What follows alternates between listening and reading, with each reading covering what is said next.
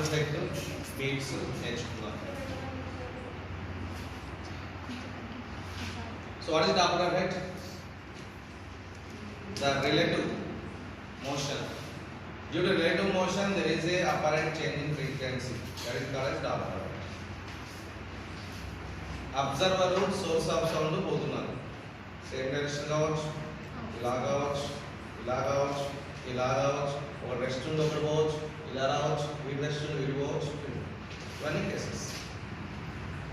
Because of this relative motion, there is frequency which is received by the observer different from the frequency of sound emitted by source of sound. Source of sound means which is emitting sound. Observer means who is receiving the sound. There will be a change in frequency. That change in frequency is known as Doppler effect. First రెండు ఎలా గుర్తుపెట్టుకోవాలో theory చెప్తాను, తర్వాత logical ద్వారా గుర్తుపెట్టుకోవచ్చు. అప్పుడు చూద్దాం అందరూ.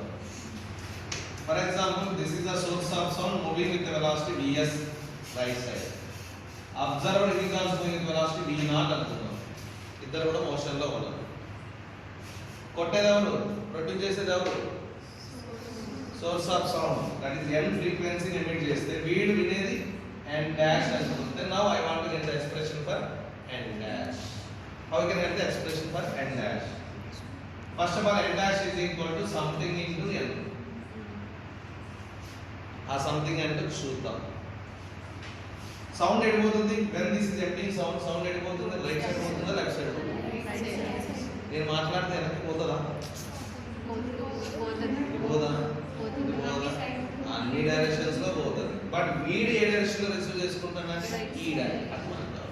So this is the direction of velocity of waves or velocity of sound. ఇప్పుడు చూద్దాం. ఫస్ట్ VO ఎలా అన్నారు? అప్పుడు రిలేటివ్ వెలాసిటీ రాయి. అంటే v minus VO. Relative velocity same direction లో ఉంటే మైనస్, ఆపోజిట్ డైరెక్షన్ ఉంటే ప్లస్. VS ఎలా ఉన్నారు? వీళ్ళిద్దరు కూడా same direction. So v minus VS అది ఫార్ములా ఫర్ n డాష్. మరి ఒక్కసారి కన్ఫ్యూజన్ కింద అబ్జర్వర్ పైన సోర్స్ ఆఫ్ సౌండ్ పెడతారు. మనకి M N O P Q R S ఎవరు ముందు వస్తారు? O ముందు వస్తుందా S ముందు వస్తుంది? పైన పెట్టు, కింద S ఉంది. ఓకేనా? S. ఇంకో కేసు చూద్దాం. సోర్స్ ఆఫ్ సౌండ్ ఇటు పోతుంది, అబ్జర్వర్ దాన్ని ఎంట పడతాడు. V పోతే వీడు VS తో పోతాడు. వీడు ఎన్ని కొడతాడు, వీడు n డాష్ వింటాడు. So what is n dash? Is equal to again something into n. ఆ సంథింగ్ సంథింగ్ ఏంటో చూద్దాం. What is the direction of velocity of sound again? In this direction he receives the sound. So VO how they are? Opposite. అంటే ఏం చేయాలి? Add చేయాలి. So V plus VO. V and VS are opposite again. So V plus VS. ఈ రెండు formulas. ఇది conceptual గా గుర్తుంటే మిగతా లాజికల్ గా అప్లై చేద్దాం. I don't apply concept now. What are those formulas? The formulas are like this. Observer is at rest. The velocity is 0. వీడు ఎన్ని కొడతాడు, వీడు n డాష్ వింటాడు. n dash equal to logical గా చూద్దాం into n. First all observer rest లో ఉన్నాడు కదా, కాబట్టి v మైనస్ VO అయితే ఏంటి, v ప్లస్ VO అయితే ఏంటి? v లో 0 తీసినా v దగ్గరకు వస్తుందంటే this frequency will be more than this frequency or less than frequency. he receives the frequency more frequency or less frequency? More. దగ్గరకు వస్తుంది కదా, దగ్గరకు వస్తుంది పెరుగుతుంది కదా. మోర్ ఉండాలి అంటే న్యూమరేటర్ ఎక్కువ ఉండాలా, డినామినేటర్ ఎక్కువ ఉండాలా? దగ్గరకు వస్తుందంటే n డాష్ ఎక్కువ ఉండాలి. వీడు ఎక్కువ ఉండాలంటే numerator should be more than denominator. Numerator already v అని ఫిక్స్ అయింది, కాబట్టి ఇక్కడ v కన్నా తక్కువ ఉండాలి ఎక్కువ ఉండాలి? తక్కువ ఉండాలంటే మైనస్ చేద్దామా ప్లస్ చేద్దామా? సింపుల్గా v మైనస్ VS అయిపోయింది. ఇప్పుడు ఇంకోటి చూద్దాం. అబ్జర్వర్ రెస్ట్ లో ఉన్నాడు, సోర్స్ ఆఫ్ సౌండ్ ఇటు పోతాడు, దూరం పోతాడు, వీడు n కొడతాడు, వీడు n డాష్ వింటాడు. n dash equal to first of all మళ్ళీ ఇంటూ n. అబ్జర్వర్ రెస్ట్ కాబట్టి v. దూరం పోతుంటే దగ్గరకు వస్తున్నాం. సో దూరం పోతుంటే తగ్గుతుందా పెరుగుతుందా? So receives less frequency sound. Less కావాలి అంటే న్యూమరేటర్ కన్నా డినామినేటర్ ఎక్కువ ఉండాలి. ఎక్కువ ఉండాలంటే ఇక్కడ ప్లస్ ఉండాలా మైనస్? అంతే, v ప్లస్ VS. ఓకే, ఇప్పుడు అబ్జర్వర్ మోషన్ లో చూద్దాం. అబ్జర్వర్ మోషన్ లో ఉంటే ఎలా? సోర్స్ ఆఫ్ సమ్ రెస్ట్ లో ఉన్నాడు బిఎస్ 0 దగ్గరకు వస్తుంది మరి వీడు n కొడతాడు వీడు n డాష్ పెట్టాడు n dash equal to something into n by ఇప్పుడు చెప్పు అబ్జర్వర్ దగ్గరికి పోతుందంటే ఫస్ట్ ఆఫ్ ఆల్ బిఎస్ 0 కదా అంటే కింద b వస్తుంది ఎందుకంటే b మైనస్ 0 అంటే b ప్లస్ 0 అబ్జర్వర్ దగ్గరికి పోతుంటే increase or decrease more value రావాలంటే న్యూమరేటర్ డినామినేటర్ కన్నా ఎక్కువ ఉండాలంటే ప్లస్ ఆ మైనస్ అంతే ఇక్కడ v ప్లస్ v నాట్ అలానే సోర్స్ ఆఫ్ సమ్ రెస్ట్ లో ఉన్నాడు అబ్జర్వర్ దూరంగా ఉన్నాడు moving away n dash again n dash equal to something into n కింద v కింద vs 0 కాబట్టి దూరం పోతుందంటే less value more value less value ఉండాలంటే డినామినేటర్ కన్నా న్యూమరేటర్ తక్కువ ఉండాలి అంటే మైనస్ ఆ ప్లస్ ఆ సో v మైనస్ v ఇంకో లాస్ట్ 2 కేసెస్ చూద్దాం అప్రోచింగ్ ఈచ్ అదర్ ఇద్దరు వీడు ఇటు వస్తాడు వీడు ఇటు పోతాడు ఇద్దరు కూడా approaching each other n dash వీడు n డాష్ పెట్టాడు so n dash equal to ఏది 0 కాదు కాబట్టి మొత్తం మీద రెండు కూడా వాల్యూస్ ఉంటాయి దగ్గరకు వస్తున్నారు అంటే increase or decrease increase means more value means numerator should be more than denominator కాబట్టి న్యూమరేటర్ లో ప్లస్ ఆ మైనస్ ఆ కింద minus I by so v plus v4 by v minus vs into n the last one వీడు ఇటు పోతాడు vs వాడు అటు పోతాడు n dash equal to something into n చూద్దాం పోతారు మూవింగ్ అవే అంటే తగ్గాలంటే పైన కింద కాబట్టి v మైనస్ vo కింద v ప్లస్ vs అది dot effect okay A train is moving with the speed of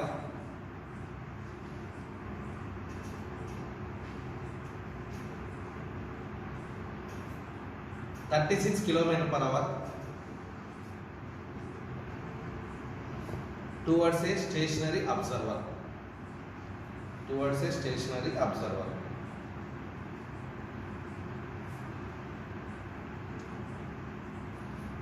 If the frequency of sound produced by the train is 680 hertz, what is frequency of sound received by the observer?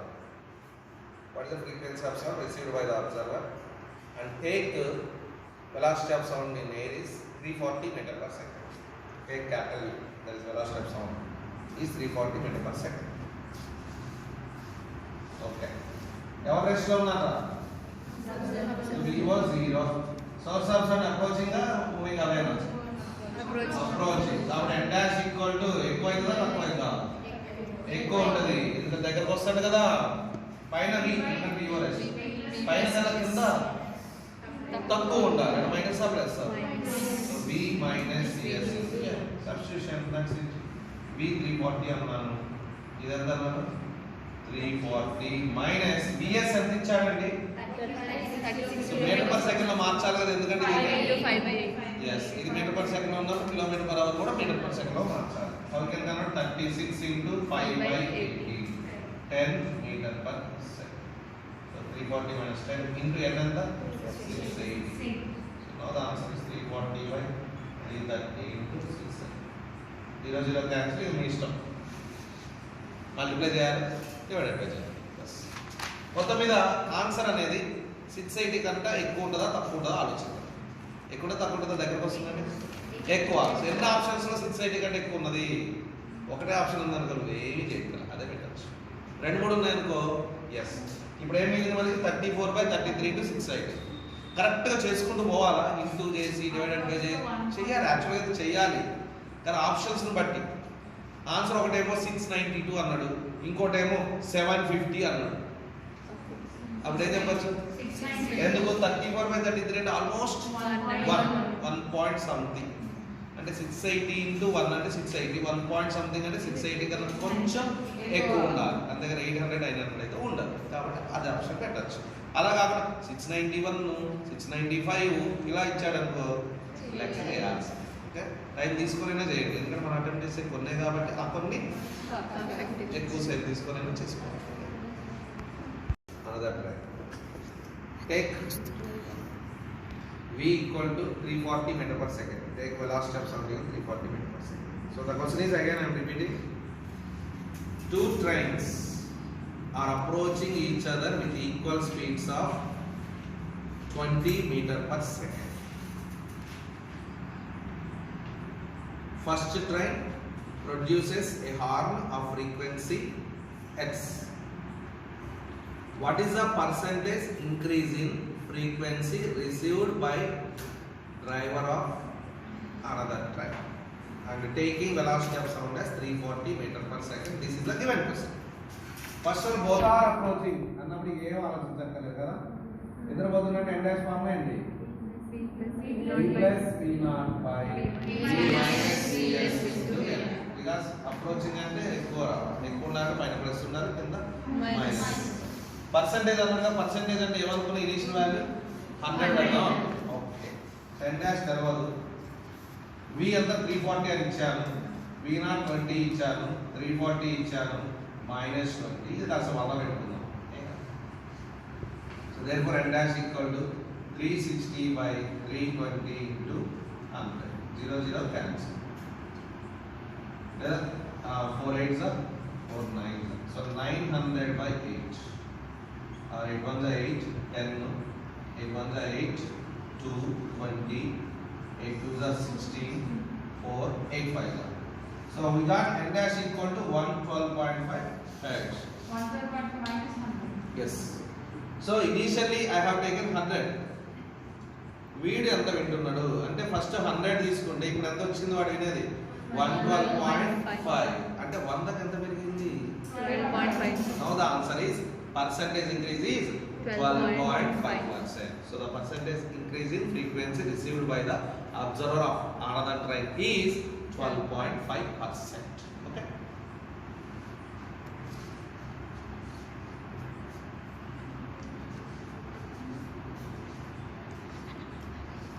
Can I just say? When two progressive waves traveling in same direction having slightly difference in frequencies are interfere each other to cause waxing and waning of sound at regular intervals of time. దీన్ని beats అంటారు. So what is that constructive interference, what is that destructive interference, waxing అంటే ఏంటి, వానింగ్ అంటే ఏంటి, ఇవన్నీ తర్వాత నేర్చుకున్నాం. ఇప్పుడైతే కాదు. సెస్ ఇక్కడ గుర్తుపెట్టుకోవాల్సిన ఏంటంటే ద బీట్ ఫ్రీక్వెన్సీ. ఫ్రీక్వెన్సీ అంటే ఏంటి అసలు? Number by second. Frequency of revolution, number of revolutions per second. Frequency of oscillation, number of oscillations per second. Frequency of cycles, number of cycles per second. Frequency of beats, number of beats per second. So beat frequency means number of beats by second. What second అన్నడా minute అన్నడా అది కూడా చూసుకోవాలి. Per second beat frequency అంటారు. So దీని delta ఎంత denote చేస్తే formula is n1 difference n. This is the formula for delta. అదేంటి sir n1 minus n2 లో ఏదో ఒకటి ప్లస్ రాయాలి, డిఫరెన్స్ అయితే అది సింపుల్ డిఫరెన్స్ అన్నమాట. అంటే n1 పెద్దగా ఉంటేనేమో should write n1 minus n, n2 పెద్దగా ఉంటే n2 minus. So therefore the beat frequency is given by difference between the two frequencies. What is the unit? Any frequency is having common unit hertz. Of course beats per second కూడా unit hertz కూడా unit. Cycles per second, rotation per second ఇవన్నీ కూడా frequency. అందరికి common unit ఏంటంటే scientist hertz అన్నమాట. And what are the maximum number of beats can be heard per second? అడిగే question ఏంటో చూద్దాం. The maximum number of beats heard per second by human ear only 10. అంతకంటే ఎక్కువ లేదు. ఎందుకంటే మన చెవికి ఒక లిమిట్ ఉంది. పర్సిస్టెన్స్ ఆఫ్ హియరింగ్ అంటాం. ఒక సౌండ్ ఇంకో సౌండ్ని డిస్టింగ్విష్ చేయాలంటే వాళ్ళ ఇద్దరి మధ్య గ్యాప్ కనీసం 0.1 సెకండ్ ఉండాలి.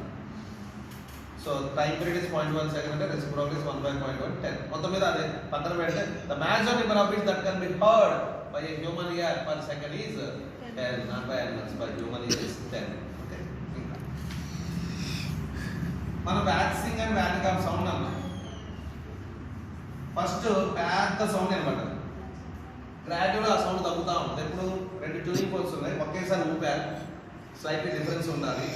అప్పుడు ఫస్ట్ బాగా గట్టిగా వినబడ్డది, తర్వాత స్లోగా వినబడుతుంది, మళ్ళీ గట్టిగా వినబడుతుంది, మళ్ళీ స్లోగా వినబడుతుంది. ఎప్పుడైతే యాంప్లిట్యూడ్ ఎక్కువైందో, ఇంటెన్సిటీ ఎక్కువైందో, లౌడ్నెస్ ఎక్కువైందో దాన్ని వ్యాక్సింగ్ అంటాం, దీన్ని వ్యానింగ్ అంటాం. ఈ మొత్తాన్ని కలిపి ఒక బీట్ అంటాం. So this is called as one beat. ఒక్క సెకండ్కి ఎన్వన్ డిఫరెన్స్ అండ్ ఫ్రీక్వెన్సీ అయితే the time taken for one beat. What you mean time taken for one revolution? Time period అంటాం. Time taken for one vibration, time period. Time taken for one oscillation, time period. Time taken to complete one wave, time period. Time taken for one beat, time period. How time period and frequency are related as reciprocal to each other. Frequency formula ఏమొచ్చింది? n1 difference n2. అప్పుడు time period formula 1 by n difference. So కాబట్టి ఇక్కడ నుంచి ఇక్కడ time gap ఎంత ఉంటుందంటే 1 by n1 difference n2. మరి ఇక్కడ నుంచి ఇక్కడ టైం ఎంత ఉంటుందంటే దీంట్లో సగం, దాంట్లో సగం ఎంత? బై అంటే 1 by 2 into n1 difference n2. ఇప్పుడు రా ఇక్కడ క్వశ్చన్ ఏమడుగుతుందంటే what is the time interval between two successive waxings అని అడిగాడు. దీనికి మధ్య time maximum of sound, minimum of sound, మళ్ళీ maximum of sound, minimum of sound. వీళ్ళిద్దరి మధ్య టైం గ్యాప్ అంతా 1 by 1 డిఫరెన్స్. వీళ్ళిద్దరి మధ్య ఇలా అడుగుతారు. The time interval between any two successive maximum, that is 1 by 1 difference. Time interval between maximum and successive minimum, దాంట్లో 1 by 2 into n1 difference and time interval. At the time interval between any two successive waxings, 1 by n1 difference and 2. Any two successive waxing, comma vanning. Waxing ki next vanning ko వచ్చే మధ్య time difference అంతా 1 by 2 into n1 difference. ఇవి questions అడుగుతారు. And beats లో ఇంకో విషయం తెలుసుకోవాల్సింది అంటే ఒక ట్యూనింగ్ ఫోర్క్ కి ఏదైనా లోడ్ అటాచ్ చేసామనుకో దాన్ని వ్యాక్సిన్ అంటారు. వ్యాక్స్ అటాచ్ చేసాము, వ్యాక్స్ అంటే మైనర్ ఏదో ఒకటి అటాచ్ చేసామనుకోండి, అప్పుడు దీని ఫ్రీక్వెన్సీ ఏమైందంటే డిక్రీజ్ అయింది. అలాగా ట్యూనింగ్ ఫోర్క్ ఫైల్ చేసామనుకో, ఫైల్ చేయడం షార్ట్ చేయడం, ఫైల్ చేసామనుకో అప్పుడు ఫ్రీక్వెన్సీ ఇంక్రీజ్ అయింది. ఈ పాయింట్స్ గుర్తుపెట్టుకొని ఇప్పుడు ఈ బీట్స్ మీద లాజికల్ గా ఆలోచించే ప్రాబ్లమ్స్ ఎలా చేయాలి అనే విషయం చూద్దాం. సరే, the frequency of tuning fork A equal to the frequency of tuning fork A equal to 500 Hz. This is given. N equal to 500 Hz. When it is vibrated with another tuning fork B, when it is vibrated with another tuning fork B,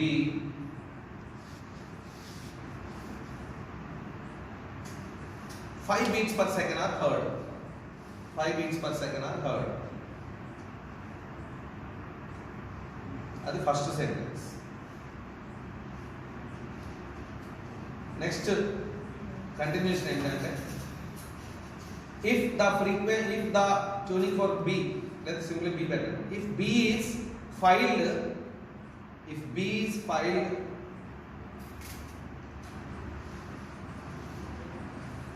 now the number of beats increased.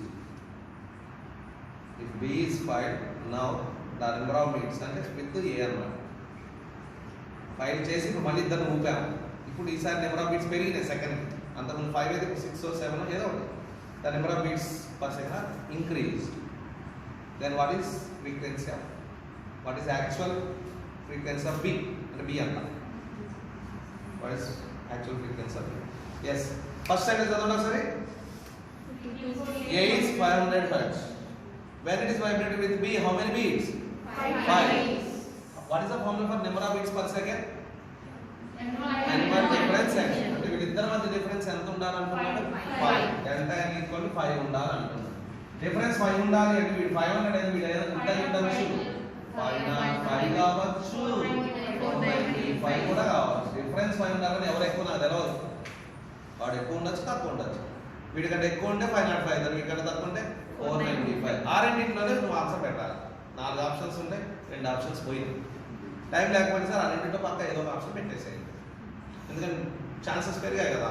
మరి ఏ option correct అనడానికే రెండో sentence ఇచ్చాడు. ఏమి ఇచ్చాడు రెండోది? That B is 5, number of bits are increase. First ఏదో ఒకటి correct అనుకుందాం. ఏది కరెక్ట్ అనుకుందాం అనిపిస్తుంది మీకు? మీకు 505 అనిపిస్తుంది. అలానే అనుకుందాం. ఏమైతే సో ఇది 505 అనుకున్నాను. వీడు 500 వీడు ఫిక్స్డ్, వీడేం చేయలేదు. సో కాబట్టి వీడి కింద ఉంటాడా 500 కింద ఉంటాడు. ఎందుకంటే దీనికి అంత వస్తుంది కదా 500. ఇప్పుడు రా, ఏం గెలికామా బీని గెలికామా? ఎవరిని గెలికాం? బి. ఏం చేసాం? ఫైల్ చేసాను, ఇచ్చాను. దీన్ని ఫైల్ చేశాను. దీని ఫ్రీక్వెన్సీ ఏం కావాలి? పెరగాలి అంటే పైకి పోవాలా కింద రావాలి? ఓకే, వీడు పైకి పోతా ఉన్నాడు. ఫస్ట్ ఇద్దరి మధ్య డిఫరెన్స్ ఎంత? 5. ఇప్పుడు 6 7 8 9 10 పెరుగుతుందా తగ్గుతుందా? వాడు ఏమి ఇచ్చాడు? పెరిగినట్టు ఇచ్చాడా తగ్గినట్టు ఇచ్చాడు? కాబట్టి ఇది ఆన్సర్. ఒకవేళ 495 కరెక్ట్ అనుకున్నాం అనుకో, చూద్దాం అది కూడా. ఇది 500 ఇక్కడ గీద్దాం. బట్ తక్కువ అనుకుంటున్నా కాబట్టి ఇక్కడ గీ. ఇప్పుడు చూడు, ఎవరిని గెలికాం? బి. ఏం చేసాం? 5 చేస్తే ఫ్రీక్వెన్సీ ఏం కావాలి? పెరగాలి. ఇప్పుడు డిఫరెన్స్ ఎంత ఉంది? 5. ఇక దగ్గరకు వస్తే డిఫరెన్స్ ఏమైంది? తగ్గుతా ఉంటుంది. కాబట్టి దీనికన్నా కరెక్ట్ ఆన్సర్ ఎవరు? వీడు. 505 correct. Okay. Problem in the above problem, if A is loaded with some wax, in the above problem, if A is loaded with some wax, then it is found that the number of beats are occurred, or the number of beats are reduced. It is found that the number of beats are reduced per second. Again, what is B? What is B?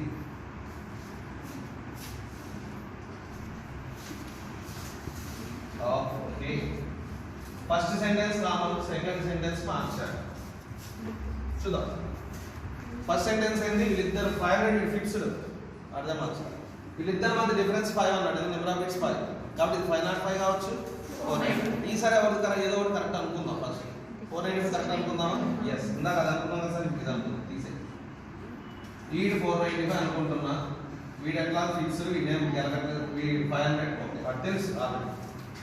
వీడు 495 అనుకుంటా తెలవదు కాబట్టి 495 అనుకుంటాం. First ఎవరిని ఏం చేసాం? ఏని చేసామా బీని చేసామా? ఏని చేసాం. ఏం చేసాం? యాక్సింగ్ చేసాం. అంటే దీని ఫ్రీక్వెన్సీ ఏం కావాలి? చూడు ఇప్పుడు డిఫరెన్స్. డిఫరెన్స్ ఏమైంది? ఫస్ట్ 5 ఉంది. 4 3 ఇంతకు తగ్గినట్టు ఇచ్చాడు పెంచినట్టు ఇచ్చాడు కాబట్టి తగ్గుతుందా పెరుగుతుందా? ఇదే కరెక్ట్ ఆన్సర్. So 495 correct. లేదు సార్ నేను 505 కరెక్ట్ అనుకుంటా, అది ఎందుకు కాదు చూద్దాం. ఎస్, ఇది 500 అది గివెన్, దాన్ని ఏం ఆన్సర్ లేదు. ఇది 505 కరెక్ట్ అనుకుంటున్నా. చూద్దాం. వీడిని లోడెడ్ విత్ సమ్ వ్యాక్స్, దీని ఫ్రీక్వెన్సీ ఏం కావాలి? తగ్గాలి. వీడు తగ్గుతా ఉంటే ఈ డిఫరెన్స్ పెరుగుతా ఉంది, గ్యాప్ పెరుగుతా ఉంది. ఇక్కడ పెరిగినట్టు ఇచ్చాడా తగ్గినట్టు ఇచ్చాడా? కాబట్టి this is wrong. That is correct. Producing 5 beats per second. Two problem చెప్తే కాబట్టి a tuning fork is producing 5 beats per second with a stretched string. అప్పుడు 16 మీటర్ వైర్ అన్నా అనొచ్చు. with a stretched string for a length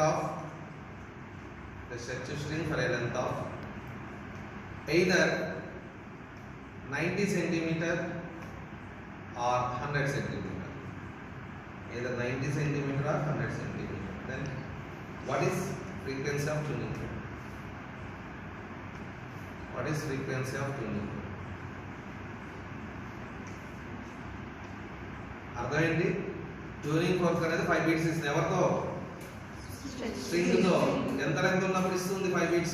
90 ఉన్నా ఇస్తుంది, 100 ఉన్నా ఇస్తుంది. ఎట్లా పాసిబుల్? అసలు ఎలా కనుక్కుంటాం? Second I'm applying logic only.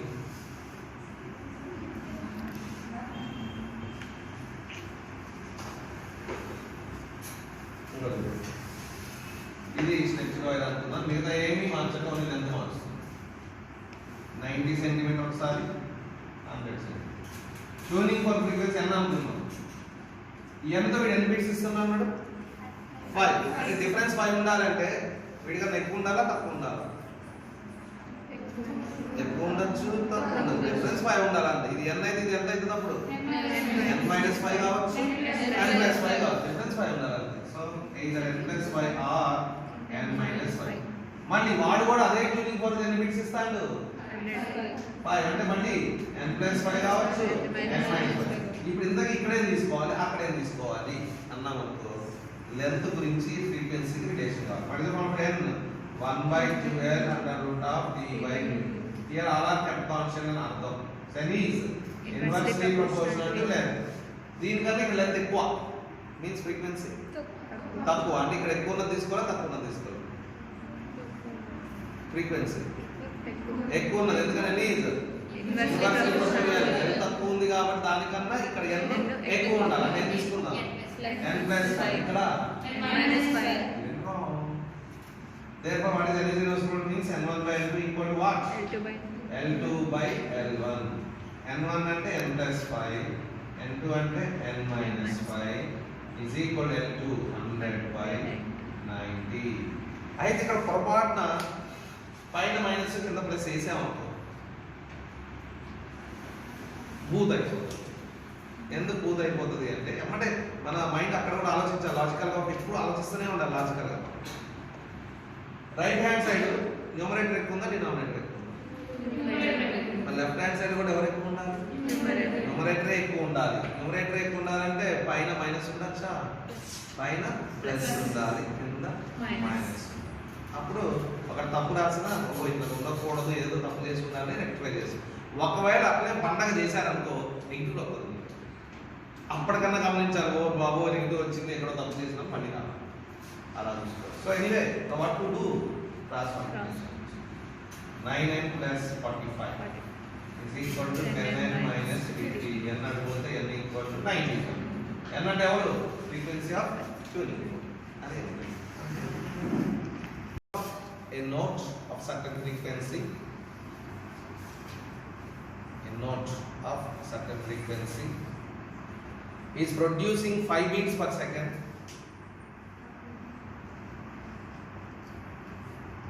Is producing 5 beats per second with a tuning fork of frequency 505 Hz. Is producing 5 beats per second with a tuning fork of frequency 505 Hz.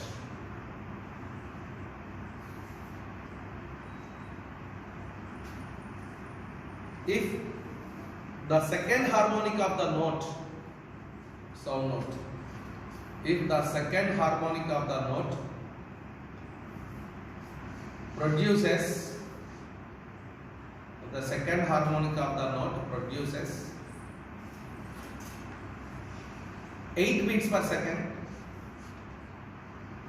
8 beats per second with another tuning fork of frequency, with another tuning fork of frequency 1008 Hz. Another tuning fork of frequency 1008 Hz. 1008 100. So what is the frequency of note? What is the actual frequency of note? Or what is the initial frequency of note? చదవండి ఒకసారి.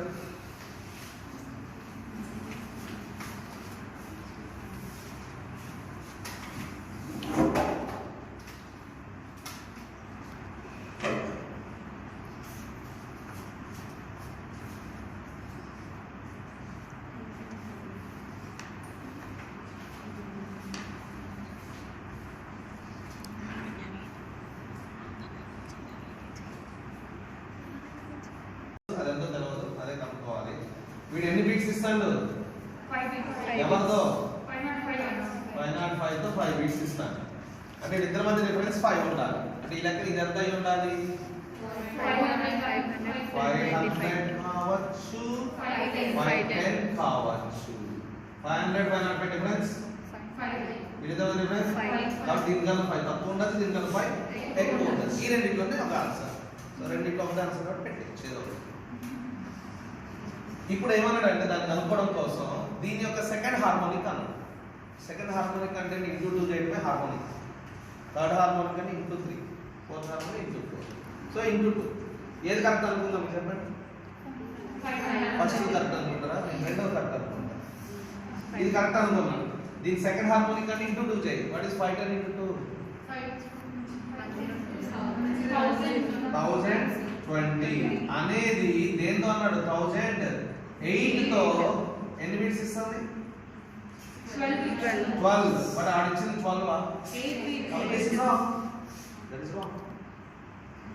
మరి ఇది correct అనుకున్నాం. 500 correct అనుకుంటే దీని second harmonic అంటే ఎంత? 1000 అనేది 1008 తో ఎన్ని? వాడు ఇచ్చింది కూడా 8 గా. ఇది కరెక్ట్ అంటే ఇది కరెక్ట్. లేకపోతే 500 అంటే ఏదో కరెక్ట్ అనుకోవచ్చు. An open pipe.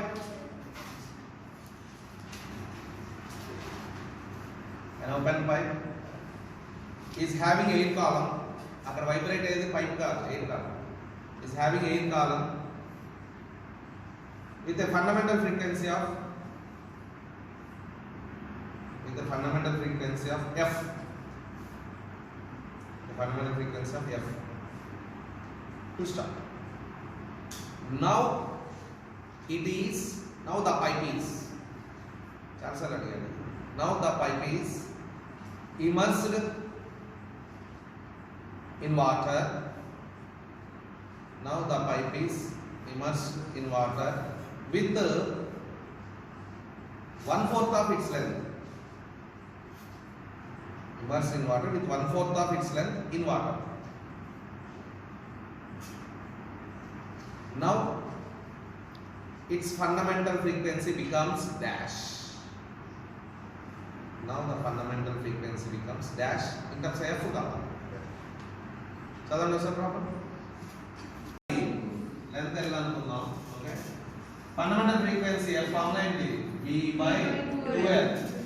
Open pipe first v/2l, next 2v/2l, next 3v/2l. Ratio is 1:2:3:4. అదే క్లోజ్డ్ పైప్ అనుకోండి.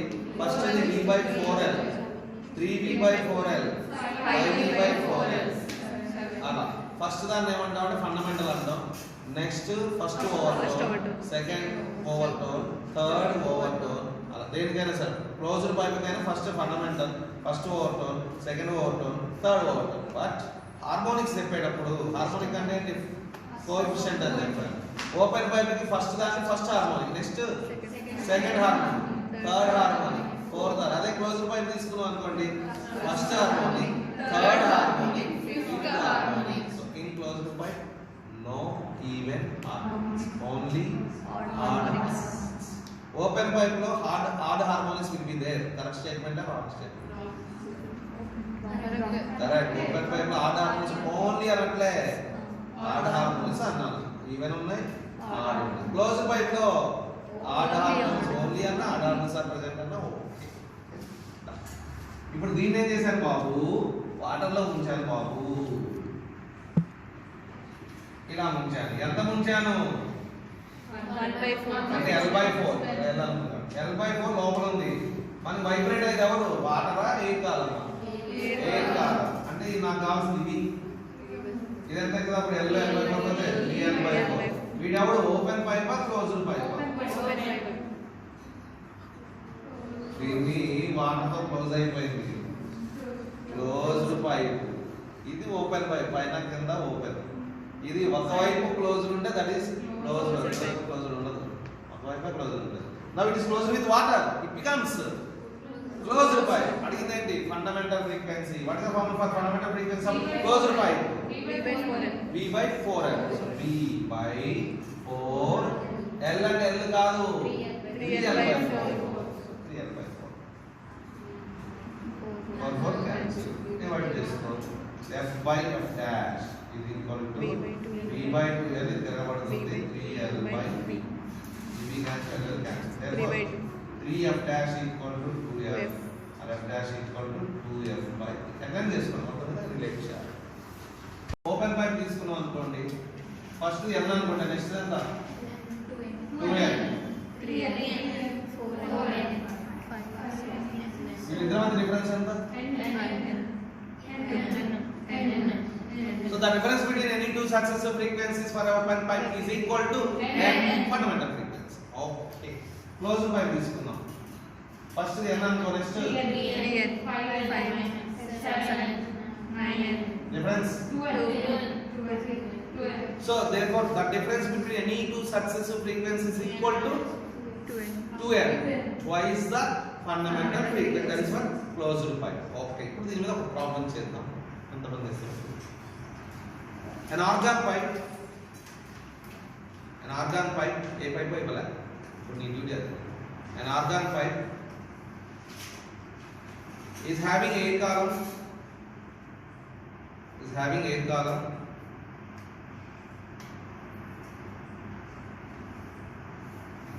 Is vibrating with the successive frequencies of